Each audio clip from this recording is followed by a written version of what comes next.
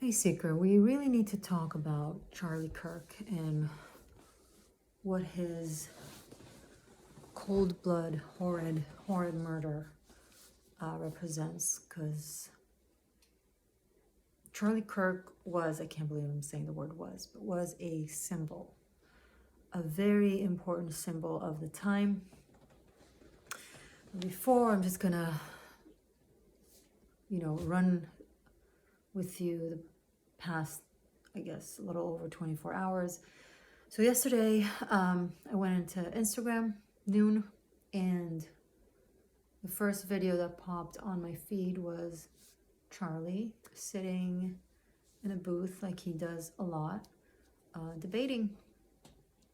And I was kind of in scrolling mode, and so I just kind of let that play. And instead of hearing him talk about whatever it is he was about to talk about, I saw him get a bullet to his neck and blood starting to splash out, and his head just tilts back and starting to spasm. And I thought I was imagining, or that it was like a really bad joke. And I just watched it again, and I was horrified to realize that it was real, that he got assassinated. And then immediately, like many of us, just went online, started seeing the different news outlets reporting on it. I had the misfortune of stumbling upon an NBC live broadcast where one of the broadcasters, I didn't see her face. I wish I knew who she was, because it was live, and the footage that they showed was of Charlie, and she was saying in the background how just something obnoxious about how he was mainly and aggressively pursuing young white males as followers, which was absolute nonsense, by the way. It's just one of the an aspect of the smear campaign that these types of channels do. And then I heard, I didn't watch it myself when it was happening, but someone got fired from MSNBC for saying something really obnoxious and honestly incredibly stupid, where he was like, well, it was making assumptions and what it could be, and the last thing he thought was possible, that it was a political assassination, you know, given how vocal and known Charlie was for his political for his politics, for his views, and how much he was demonized by the left. No, it couldn't be possibly a political assassination like we've been seeing attempts of so many times recently. No, it must be some Republican firing a gun with a celebration of some sort and accidentally hitting Charlie. Like, of all the things you could come up with, like, you're an analyst, a grown man analyst on MSNBC, and this is just a testament to MSNBC, because I completely digressed here, but I think it's really important that you guys hear it. The host that was interviewing him did not shut him down, sorry. I apologize. I'm taking this really personally. I feel like I lost someone I personally know, which I don't know him personally. It's just, anyway, they didn't cut him off. She didn't say anything. She just kind of went with it. And that showcase of political bigotry and villainizing discourse of someone you disagree with, and the things that they were saying were absolute nonsense. Like, they were talking about things that he allegedly said, supposedly thought that anyone who actually bothered listening to him, as opposed to a talking head telling you what to think about him, would know that it's nonsense. But they were just reiterating the hate-based rhetoric as his blood is still fresh. And they don't know what his condition is. And sorry, I need to get tissue. This is going to be...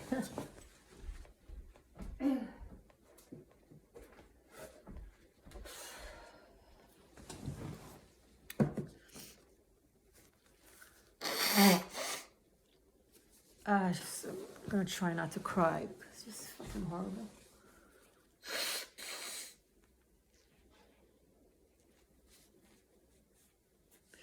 What they should have talked about is like what other news channels and independent media and people on social media, some were talking about, which was his rare divine ability to express his opinions with such clarity, conviction, but from a place of knowledge, from a place of calm, from a place of tolerance, from a place of respect. He would debate anyone. He would talk to anyone. And it doesn't matter what hate and violent rhetoric and demonization anyone would spew at him and attack him with. He always kept his grace and poised and has showcased love for humanity. He never raised his voice. He never cursed. He never humiliated. And, you know, the kind of people that would come up in front of him to talk to him, it's almost like they demanded it. And he wouldn't give that to them. He would insist on respecting them, even though they did and said everything possible to make one not respect them. And he didn't use half-truths. He didn't propagate. He just used facts and knowledge. He was like a walking encyclopedia, incredible volume of knowledge. And he just influenced many, many people. And when I say influenced, some people he convinced with his views, and some people he didn't convince with his views, but he inspired tolerance and discourse, debate, conversation with mutual respect. And he would talk so much about how important it is to talk and to humanize those who think differently than you, because when we don't talk to each other, really bad things happen. Violence happens, and he was really against violence. He was trying so much to get Americans, to get people, societies on the different aisles to come together and connect and share ideas and argue, but respectfully. Argue doesn't mean hating. If anything, it showcased respect. I would not argue with someone I don't respect their intelligence. I wouldn't even bother. It's how we expand our mind. It's how we grow. It's how we learn. It's how we teach. And to see some of the reactions online of people who are absolutely unhinged. I have a lot of followers here, and I take pride in having a very diverse audience from different belief systems, religions, perspectives, different places in the world, different age groups, different status, races, whatever the case may be. And I take great pride in all of you coming here to listen to Spirit. From different rays of the sun, you come here to connect to the sun, not to me, but sometimes through me and with my help, which you don't need, by the way. You can develop your own connection only if you sometimes appreciate my translation, right? But with that, I know that there's a lot of also extreme ideologies, here. And I don't know, maybe some of you were really happy to hear what happened to him. His children were in the audience. He was first and foremost a father, a really, really great father, and a husband, a really, really good husband, and a follower of Christ consciousness. When he spoke, you can recognize that he was coming from Christ consciousness and not just the dogma of the religion surrounding it. He was in certain ways dogmatic, but I don't think it was like evil priest burning witches type of dogmatic. Not at all. Just from a place of respect for the system that helps express one's faith. That's what I always picked up from him, listening to him. And he was my go-to person for two different things. One, things that I agreed with him, saw, eye to eye, but wanted to be more informed and have more knowledge so that I can utilize, whether I'm debating or talking about a topic, certainly if I'm teaching, or things that I didn't agree with him, but that I wanted to understand where people come from who believe what he believes that I don't. Because he had a way of articulating things so perfectly and so clearly. Again, with respect. I never felt disrespected by him listening to him, even when he spoke of things that I thought differently of. And that's the point I'm trying to make here. It doesn't really matter. I digressed. I'm gonna come back to this point, but what I was trying to say is that I have a diverse audience here, and I don't know if some of you, my seekers, have celebrated his untimely violent death. If you have, I want to tell you that depending on how long you've been following me, I failed you. This is not the kind of spiritual work that I want to do. If my spiritual work here, if watching my content time after time, with that you're still at a point where you will rejoice at the murder of someone who never hurt you, that you don't know, who just is on a different political spectrum than you, first of all, I want you to understand that that's bigotry. Political bigotry, but still bigotry, and that is hate. You are not the good guy if you mock him, and I don't care what your ideals are. It's very wrong. And I need you to also follow me on Board the Shift. It's a second channel that I have where I do more work to do with geopolitics and social justice, true social justice, not the narcissistic performative one. Because you need a broader understanding of the world. What I'm doing for you here on the Existential Shift apparently has not been enough. Or you can just stop watching my content for a while and just go binge Charlie Kirk. And I'm not saying this because I want you to believe his political beliefs. I'm saying this, although you could. I'm saying this because you need to learn how to engage lovingly and respectfully with people you don't see eye to eye with. Because that was his superpower. He deserves to be remembered for that and to be honored for that.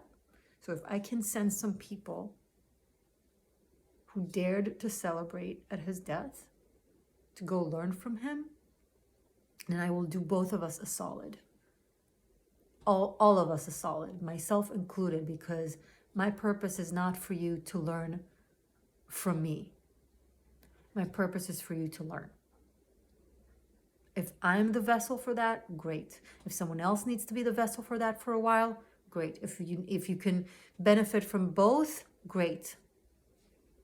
But I need you to take the path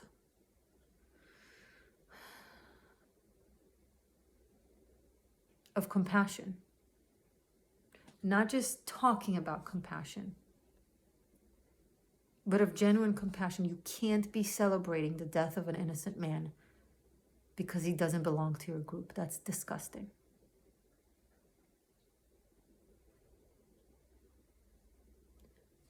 And I'm sorry that my content here hasn't been good enough and inspiring enough to get you there so far. But what I ask you, and this is a personal request, don't do that again. If you post something like that, take it off. Apologize to your audience. fix it by replacing it with a loving content, a spiritually mature, if not just human mature content or post or an opinion about the situation.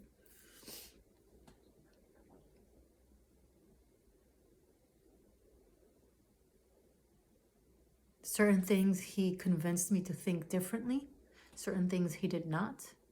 But what he did do 100% is make me fall in love with him spiritually.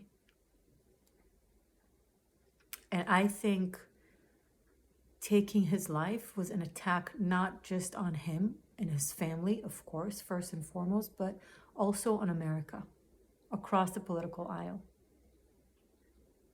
Because he represented everything that America in its best stands for.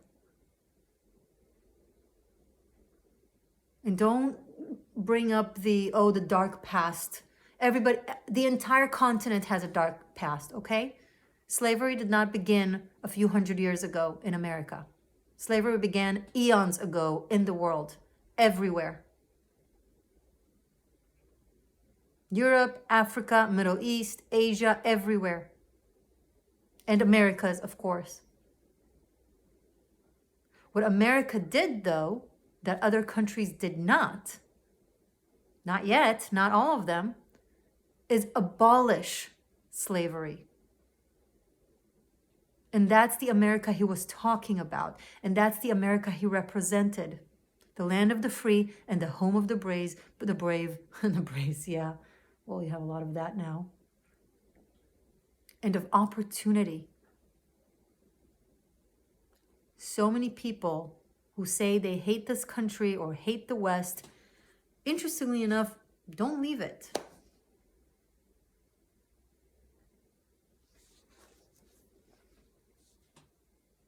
So if you celebrated his death or you didn't celebrate his death, but you absolutely hate it here or hated everything he represents, I need you to ask yourself genuinely, okay, so why are you still staying? Because people who hate their countries actually try to leave them. Most of them try to come here because here they don't get executed for wearing their hair out. They are not treated like an object for being a woman. They don't have their children or they themselves, if they're a little girl, sold to marriage as early as 9. They're not really in shackles. No one here is in shackles. There are countries who still practice real slavery,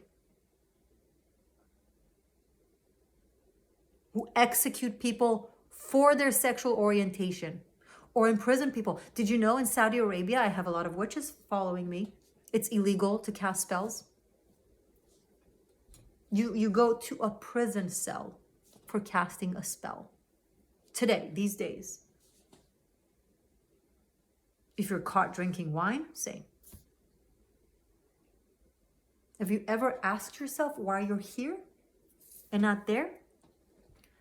The answer is because you know everything I'm saying. Sorry, put me with my hair. Even when I'm doing something really serious, I have to mess with my fucking hair. I apologize. Because you know what I'm saying. Deep down. Or at least I hope you do. The recent case of a woman who was caught not wearing a hijab in Iran, they were relatively merciful on her. They only gave her 187 or 186, something like that, lashes on her back. That what you want?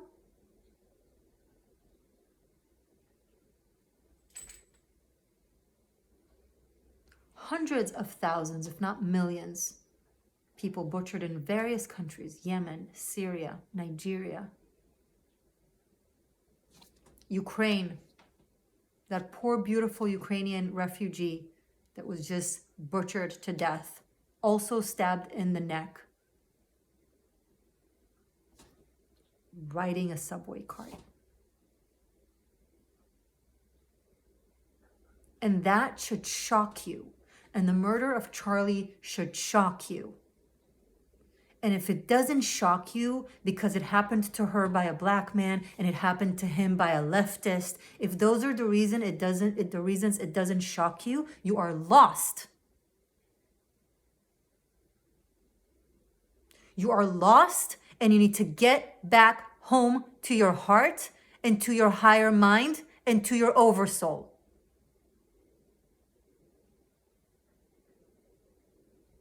I am not fucking kidding with you.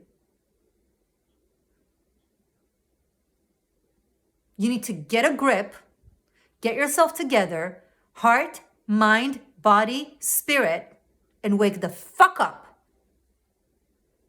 I just did a video about the New Earth Prophecy Part 2, because I did the first part 5 years ago. But only now I felt inspired to do the second part. Spirit inspired me, also triggered by these events. I don't speak there directly about Charlie or say specific things, but I think it's very important for all of you to watch it if you haven't, but especially for those of you that are lost. Violence is not the answer ever, except in active self-defense. Someone, God forbid, rises to kill you, then you need to be very aggressive in saving your life or saving the lives of your loved ones and helping someone in need who is innocent, who's being attacked violently. But then that's not violence, that's defense. But violence in and of itself, not the answer, ever. Apparently, 1 in 4 Gen Z today believe that violence is the answer. Nearly half of the Democratic Party. I wanted, my brain blew up when I heard it. God forbid, no. But I was in shock. I shouldn't be in shock because at this point it shouldn't surprise me that around half of the Democratic Party believed that it would be legitimate to assassinate Trump. These are people who refer to Trump or to Charlie Kirk as Nazis. Let me tell you something as an actual Jew, because I know the as a Jew crowd that makes me sick, the ones that only talk about being Jewish when they're called to speak against their people and grappling to our haters. I'm the kind of Jew who's not a pet Jew, not a tokenized Jew, not a Judenrat, not yours to use in social gatherings to virtue signal at their expense while I sit there and nod. No. I'm an Israelite. I'm a Hebrew. We talk back. When necessary, we fight back. We do not condone violence at all, only in self-defense, which goes to show you how much we have to self-defend ourselves. I mean, my country, Israel.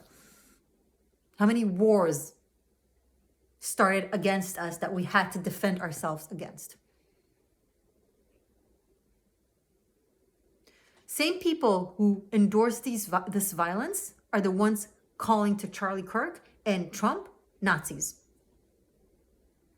And as an actual Jew, I'm telling you, Nazis are N-word. We don't want to fucking hear you say it unless it's with absolute, utmost respect and accuracy. I'm not saying you can't say that word at all, but you need to think 100 times before you use it. Right now, it seems to be like a candy for you to eat, for some people that they just throw around whenever they want to insult someone or whenever they don't like someone. Both Charlie Kirk, rest in peace, and Trump, may God protect him from this nonsense, and anyone from this nonsense, were and are actively been fighting anti-Semitism and actual Nazism, both in America, from Islamism and from communism, which took over the Democrat Party. Normally, I would have no issue with the liberal Democrat Party. I used to consider myself as one. Wouldn't be caught dead now considering myself as one. No offense. Maybe that will change one day if that party heals from its insanity.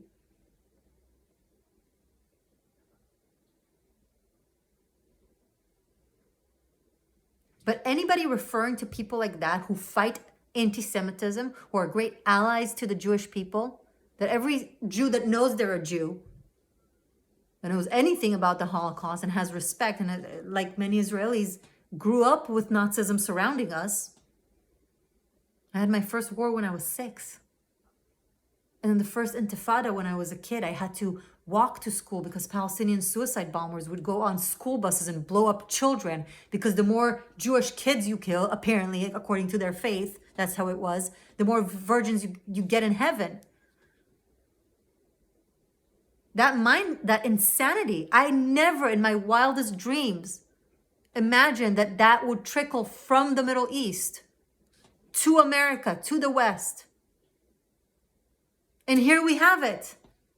People vocally celebrating terrorism in the streets, mocking, celebrating the death of an innocent man who constantly spoke against violence, who constantly tried to bridge the gaps between people.